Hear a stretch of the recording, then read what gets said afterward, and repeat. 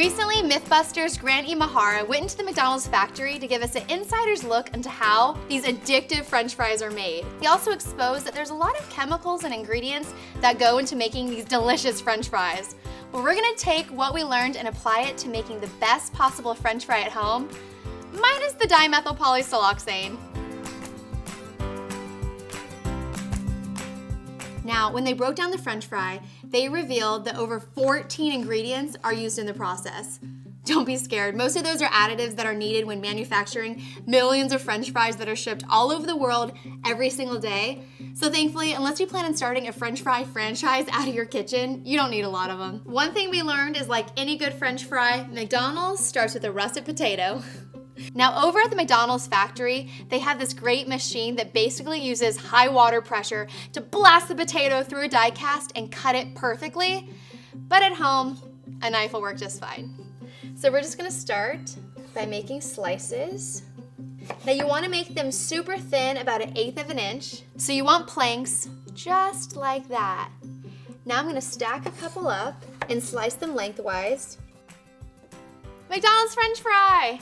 Now the next thing that we know is that they add a whole lot of stuff to their oil blend, but instead of trying to replicate their blend of canola oil, soybean oil, hydrogenated soybean oil, we're gonna use refined peanut oil.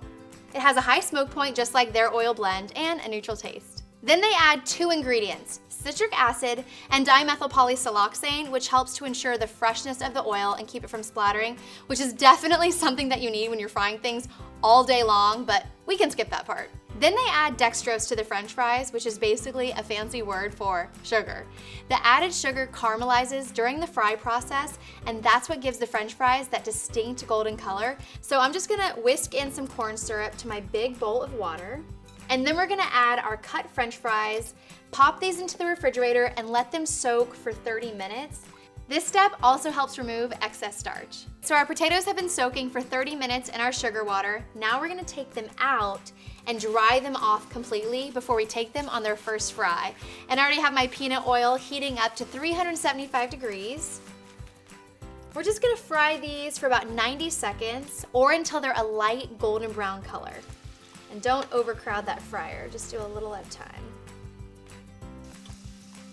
Once they're a light golden brown, you're just gonna place them on a paper towel lined plate and let them drain.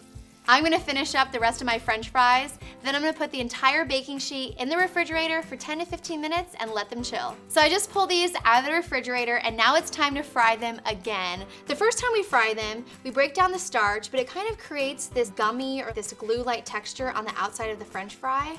By double frying them at a slightly higher temperature, it's gonna take away all that starch, giving it that crispy crunch. But there are still some ingredients we have yet to discuss. So McDonald's has this thing called a flavor bath. It's basically naturalized beef flavor, hydrolyzed wheat, and hydrolyzed milk. It's what gives these French fries that distinct McDonald's flavor. Instead of adding those ingredients, why not add the meat to the French fries? Here's our solution. You have 2 options. One is you can add beef tallow. It's basically rendered beef fat. You put it right into that oil right before you're ready to fry your French fries the second time. Or if you don't have that, next time you're making burgers or steak, save all that yummy fat in the pan for when you make your McDonald's French fries. So my oil is at 400 degrees. I'm just gonna add our beef tallow. And then in small batches, we're gonna fry our French fries a second time. We're gonna fry these for 5 to 6 minutes or until they're perfectly golden brown.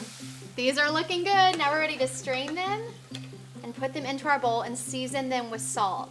Now, if you didn't have beef tallow when you were frying these French fries a second time, I have another solution for you. So when you're ready to season your French fries, you're gonna add beef bouillon to your salt. It's this stuff right here. A lot of times you use it for soups and stuff. So you're just gonna put a 1/4 teaspoon to 2 teaspoons of salt, shake it up, and that's what you're gonna season your fries with. But since I already have the beef tallow, I'm just gonna put a little salt. Give it a little shake. Oh my God, I am dying to try one. Did you hear that crunch? Oh my gosh. And make sure that you add that salt right when you take those fries out of the fryer so it sticks. These French fries taste awesome. Way less ingredients than McDonald's, and they taste better than the original. Guys, thanks so much for watching. If you enjoyed this video, be sure to give it a thumbs up and subscribe to Popsugar Food, and I'll see you next time we get the dish on Popsugar.